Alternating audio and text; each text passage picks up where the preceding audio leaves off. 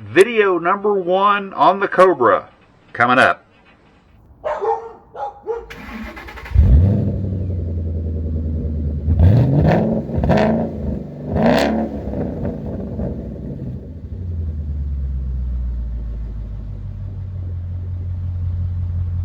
Happy fall day that feels like summer because it's 98 degrees. Larry back here, and I wanted to share with you some work that I'm doing today. I'm actually in the mode with the Cobra of doing the things that I can do while I'm still waiting on the body and the frame and the rest of the kit to get here. Among those things I will be doing coming up in episodes are I will be building a body buck, which is a stand which the body can sit on while I am doing work on the chassis and getting everything set up for the body to go on it. And I will also be doing things as far as tying up engine, transmission, things like that, getting all that ready to drop in while we do it. So let me show you what I've got going so far. Okay, what we're doing here is I have used the crate that the crate engine came in and have bolted some casters down on it so I can make myself a little rolling engine stand that has the ability to mount the transmission up to it. My other engine stand works perfectly, but as you can see, it is the type that bolts up to the back, and you can't hardly put an engine stand on it when you've got the transmission on there. So what I'm doing here is I've got it on this stand here. I have gone ahead and put the indexing plate on it, which is this plate right here. Had to drill out the dowel holes just very slightly because none of these aftermarket parts fit 100% perfectly. But I've got a new 157 tooth flywheel on it. I've got the pressure plate mounted, and I've got the clutch disc inside as well. And if you can look down in there, I also had to install a new pilot bearing. So all of that is taken care of. What I've been doing the last few minutes is I am making provisions to mount this, which is an external slave cylinder for the hydraulic clutch. I decided to go with a external slave cylinder versus the internal. The internal one basically is a hydraulic cylinder that replaces this, which is the internal throwout bearing. This, of course, mounts on a clutch fork, and when you push the clutch in, the fork moves forward and it disengages and engages the clutch. They have hydraulic bearings that basically expand and contract with hydraulic pressure. The reason I went with an external one rather, this one actually mounts to the side of this, which is the bell housing. I have a little bracket here that I'm having to drill 2 holes for, and it will mount up in here and mount that. And what that external cylinder does is it pushes a rod forward, activating the clutch fork on the outside.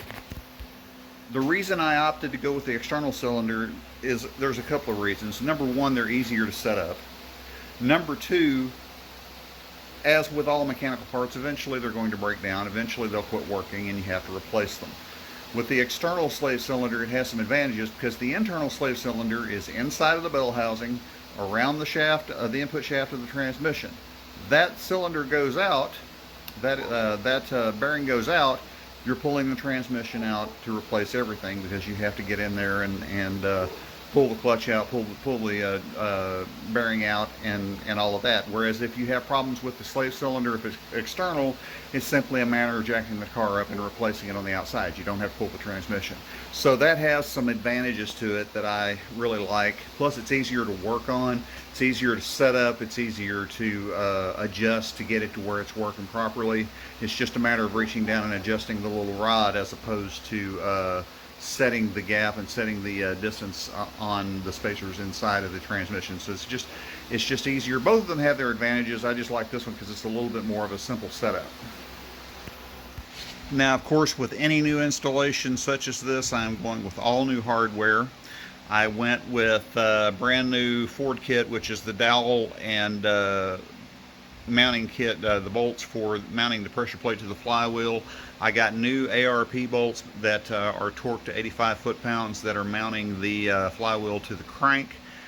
These are brand new bolts that mount the bell housing to the actual block, and of course I will be acquiring later today the bolts necessary to mount the transmission to the bell housing.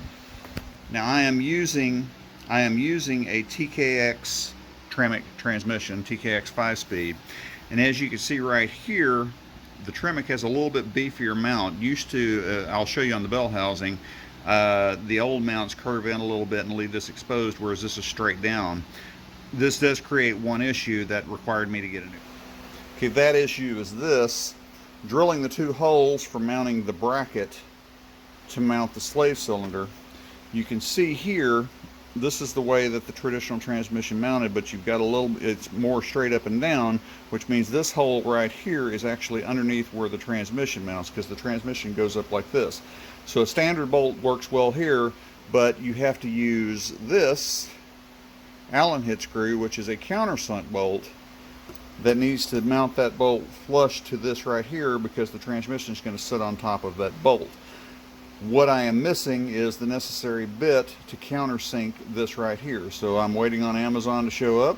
As soon as they arrive, I will be countersinking that right there and mounting that up. Okay, the Amazon order just got here with the 2 bits that I need, so let me show you what we got.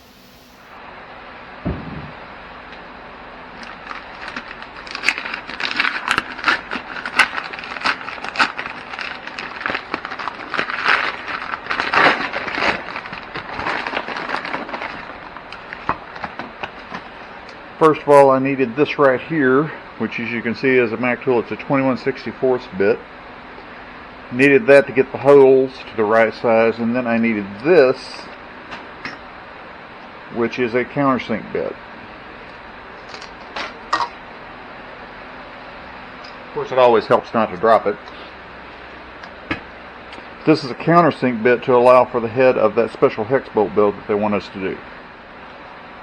And there's the countersink bit right there, which we use to get that all set up nice and neat. So let's start drilling.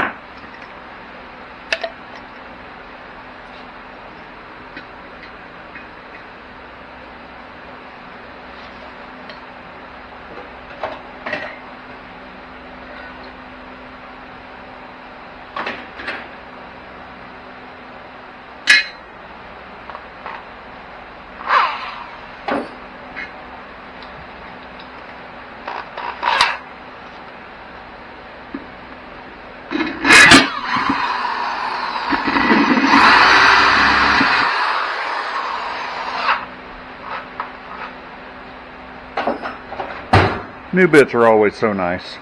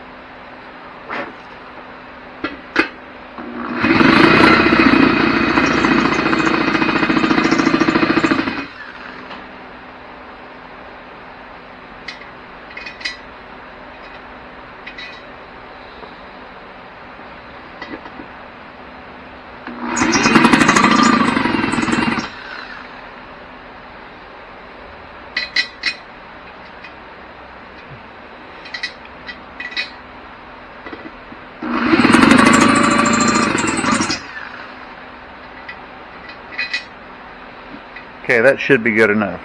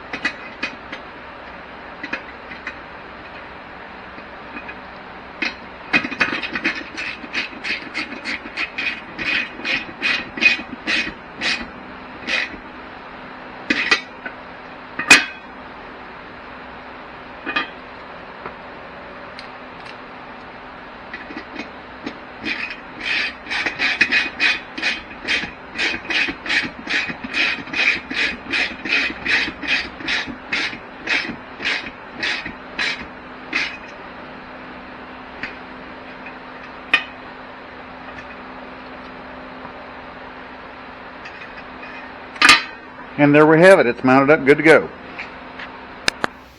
Okay, day 2 on this project, and let me explain exactly why we're at day 2.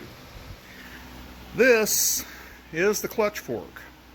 This, as I'm sure you know if you're at all automotively literate, know that this basically mounts the throwout bearing, moves back and forth, activating the clutch and making the clutch work.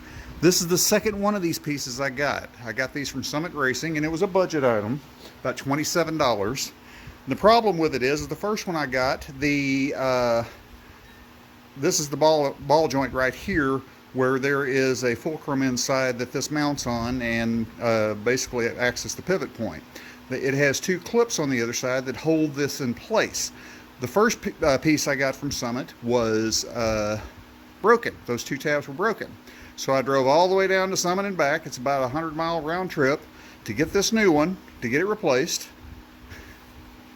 Getting it into place, it did the same exact thing. So I was not happy, and to Summit's credit, I posted a negative review on their case, not because of Summit, but because of this piece, because it's the second one, and if I were actually to take you to that page, you would see that there's been several other people complaining about this same exact issue. And to Summit's credit, they responded to my review within 12 hours, issuing me a full refund without any questions asked. Summit, this part is not the greatest, but I have to say most of Summit's parts that I've gotten from them have been fantastic, and their customer support is excellent. But I did go ahead and order a better quality one, and as you can see here, the transmission is now mounted up to the engine, and I have the slave cylinder in position as well. Again, those 2 holes I had to drill, this one was the one I had to wait for the countersink bit. This is the regular bolt hole right there that holds this bracket into place. This is the slave cylinder actuating the clutch fulcrum, and as you can see, it's all mounted up, and now we're just waiting on the car because it is all in one piece. Again, 351 base long block with aluminum heads, pushing out about 400 horsepower at the flywheel, mated to the latest and greatest Tremec TKX 5-speed transmission. Really looking forward to seeing what this does for the car. I'm very close on the COBRA to doing everything I can do before actually getting the car. The engine and transmission is ready to go in. The wheels and tires are mounted up, ready to go on. Now we're just in a matter of waiting on the car. I did speak to Jake at Hurricane Motors, and he is steadily working on the car. Hopefully we're looking at a couple of weeks away before it will be ready for delivery, and then I've got to get with Stewart Transport and get delivery set up. But at this point, I've done just about everything I can before getting the car. The one thing I have left to do is building a body buck to hold the body while I am working on the chassis, which I'll have a video of that coming up. Be sure and check back with me, hit that subscribe button. Got more stuff coming. Thanks.